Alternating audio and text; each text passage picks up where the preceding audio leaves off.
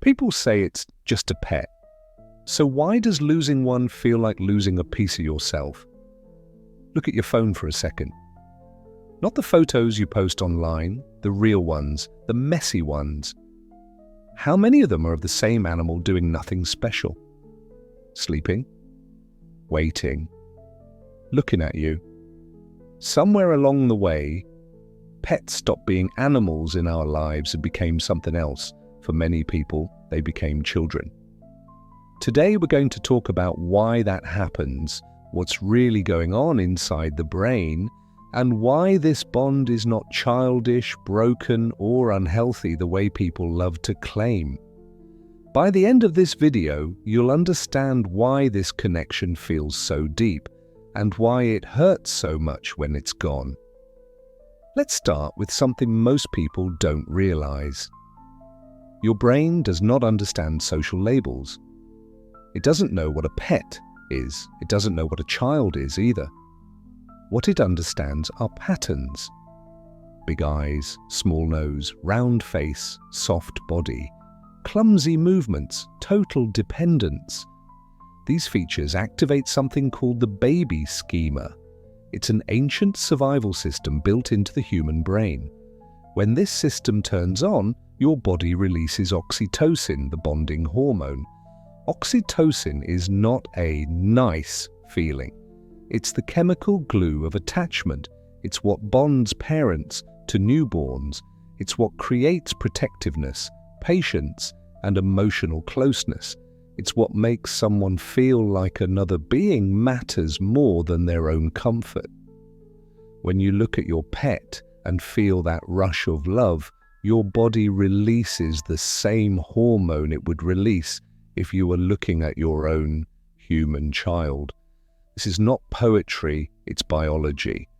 Brain scans show that looking at a beloved pet activates nearly the same brain regions as looking at one's own child.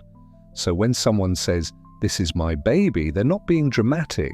They're describing a chemical reality. Now here's where pets become very different from human children. Human children grow up. They change, they push away, they form opinions, they leave. That's part of healthy development, but psychologically it comes with loss. Pets don't do that. They stay emotionally young, they stay dependent, they stay close.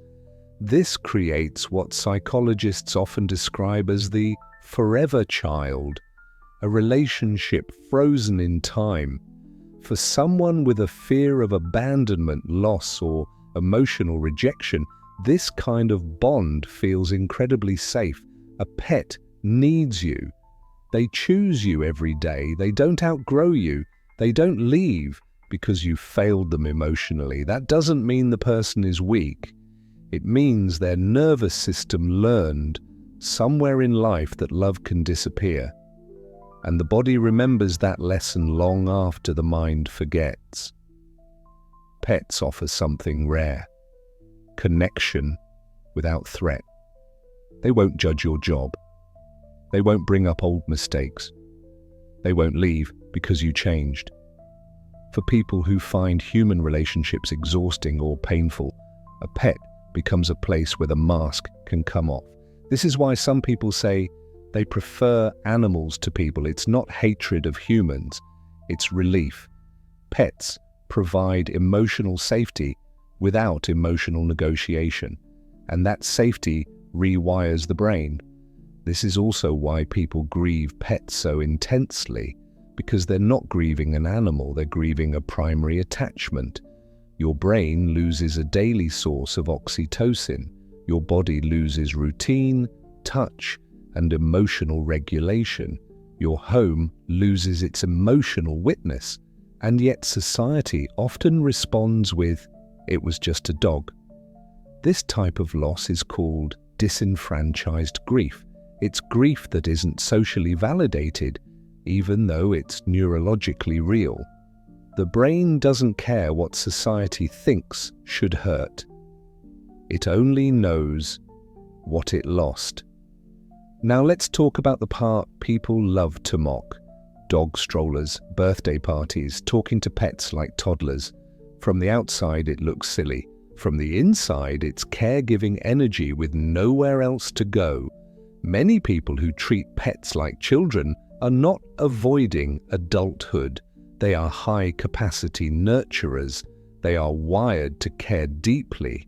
But modern life makes traditional caregiving hard. Raising children is expensive, unstable, emotionally overwhelming, so the nurturing instinct doesn't disappear, it redirects. A pet becomes a version of parenthood that fits modern life, still meaningful, still real, but manageable. For many millennials and Gen Z, pets represent family without crushing financial pressure or permanent fear of failure. There's also something else at play: control. Raising a human is unpredictable. You can do everything right and still lose control. With a pet, control feels possible. You choose their food, their routine, their environment.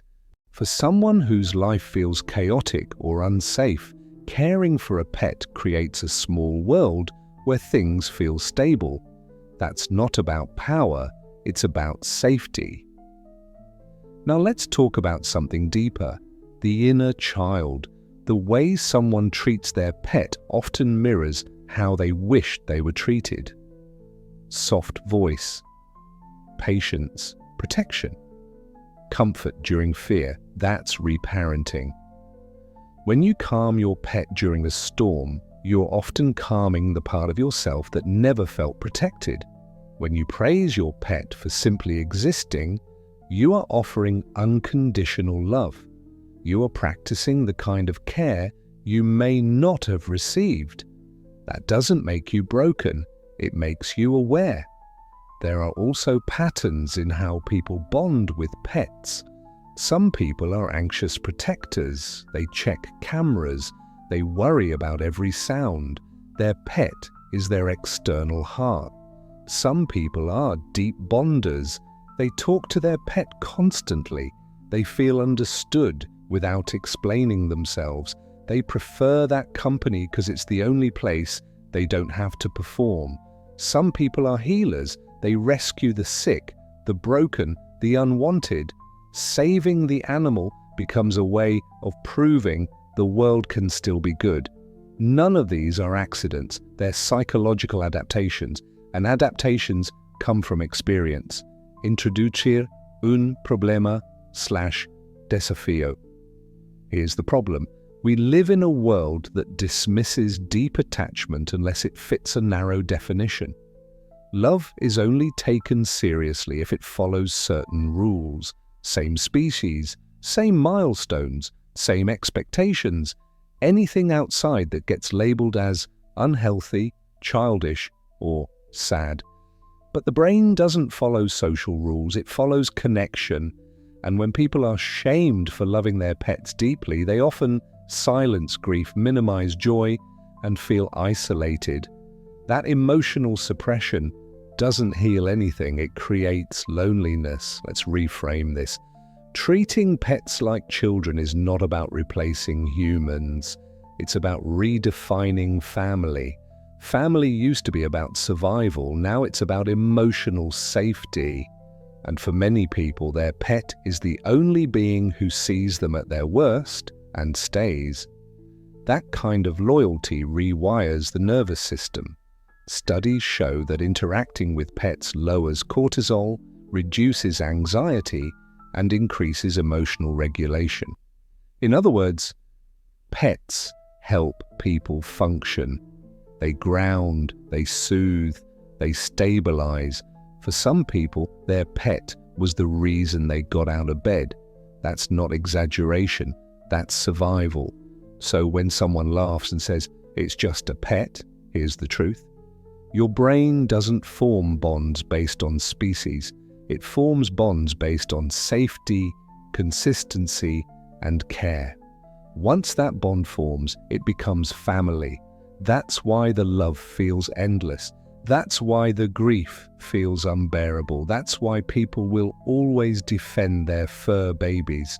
Because biologically, emotionally, and psychologically, they were never just pets. We're living in a time where family is expanding, not shrinking, not weakening, just changing. Love doesn't ask for DNA, it asks for presence. If your pet was the one who waited at the door, slept near you when you cried, and stayed when everything else left, then your bond makes sense. And loving deeply has never been the problem. If this connected with you, watch the next video on screen and keep understanding yourself.